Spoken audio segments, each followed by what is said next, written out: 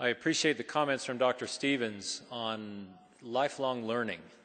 And again, I echo her sentiments that many of us here are very familiar with, intimately familiar with, the struggles and the passion that are involved in lifelong learning. And in the spirit of that, I would like to share with you a little glimpse into the anatomy of a degree, a postgraduate degree at Western Governors University.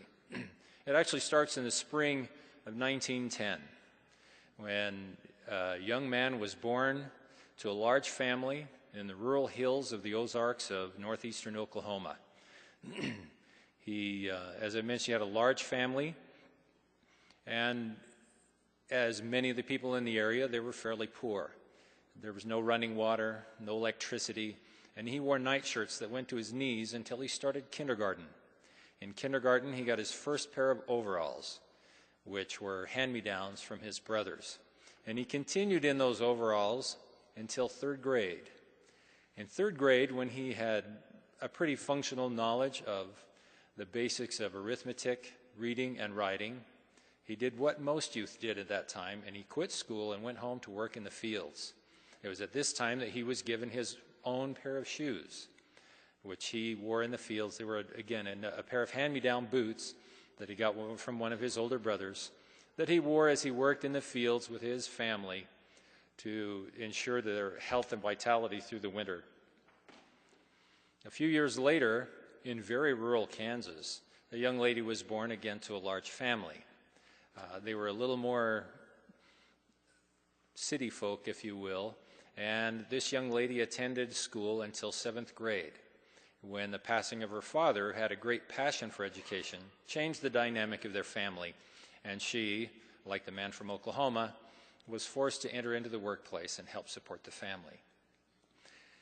They later met and married, and though neither of them was ever able to return to their formal education, they raised 10 children, 9 boys and a girl, on the education that they had received. They both had a good focus on education, but again, with the distractions and the demands of family, were never able to return themselves. Now, fast forward a little bit to some of my experience. I was born the 6th of a family of 10. The 2 oldest brothers were married preceding my memory. They both graduated high school and went on to about 1 year of college. The others that were ahead of me were lively, difficult characters, I imagine, in my parents' eyes. And by the time I reached high school, both had left to pursue their own paths, which did not include furthering their education. And by the time I had moved on through my high school years, my younger siblings had also dropped out, with the exception of the one girl that was in our family. I would add a couple of interesting little vignettes here in that I remember when I started 9th grade high school, I was mortified to find they didn't call it 9th, 10th, 11th, and 12th grade, but there were names that went with those, and I had never heard those before in my life. And I spent the first few days glancing at a little cue card that I'd scribbled on saying, I'm a freshman, then it's sophomore, then it's junior, then it's senior. Freshman, sophomore, junior, senior. And so my experience with education was all new to me, and my parents and my siblings weren't much help. As I entered into my senior year, there was a requirement by the state for me to sit down with a counselor and to talk about what would happen next. And this counselor asked me very directly, and I remember like it was a week ago, do you plan to go to college? The thought had never entered my mind. I didn't consider it an option. And after a moment of getting my feet back under me, I asked her, is that a possibility? And she said, well, yes, but your grades kind of need to come up a little bit. So, focused on that, I brought my grades up, I applied, and was accepted to go to college. I ran off to college remembering they start over again with freshman, sophomore, junior, and senior, and went to a junior college in Idaho, and with a brief break there, finished 2 associate degrees, something that no one in my extended family had ever done before.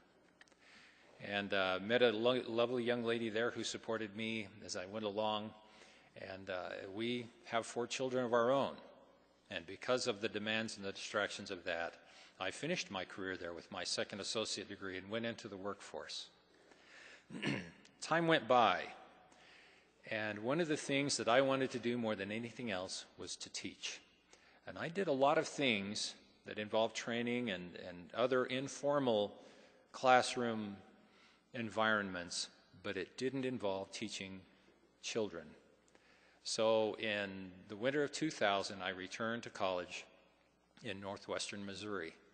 Ironically, not far, but basically in between the hometowns of the young lady from Kansas and the man from Oklahoma. And with the support of my wife and our 4 children, continued on and received in 2003 a bachelor's degree that allowed me to enter into the classroom as a formal teacher. I was thrilled. It is something, again, that had never been done in my family before. And as I left there, a very good professor there who I had become fairly close to approached me and said, "Of course you're going to go on and work in the graduate program." And that it was ever present and very intimidating to me. It loomed large and beyond my means. As I investigated universities that will allow me to do that while I was supporting now 4 teenagers and my wife, I stumbled onto, through some investigation on the internet and recommendation by a friend, Western Governors University. And I started my sojourn in Western Governors University. And I could stand here for 30 minutes and barely touch on what happened, and I won't do that to you. What I will say is, I felt I worked pretty hard, and without the help of a mentor, it never would have happened. My mentor stayed with me and called me and assured me that I could do it. And I would like to tell you about an experience that I had last summer that kind of synopsizes how that went. Dr. Jennifer Smolka was my mentor, and I had just rejoined the military full-time and was trying to get my youthful body back so that I could pass the rigors of their physical training demands. And running in the hills of western Utah, there were a couple of hills that I just could not master. And at the same time, I was really struggling with one particular stage of my educational progress. And at the time that I was about to throw in the towel, Dr. Smolka called me and she said, "Joel, I know you. You can do this." And the critical part of this is that I believed her.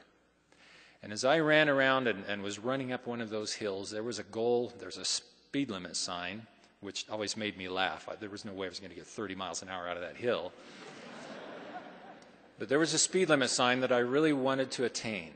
And as I reached that, I looked ahead, and probably 80 yards further up the road, didn't seem like much when I was walking, but running, there was a little hill.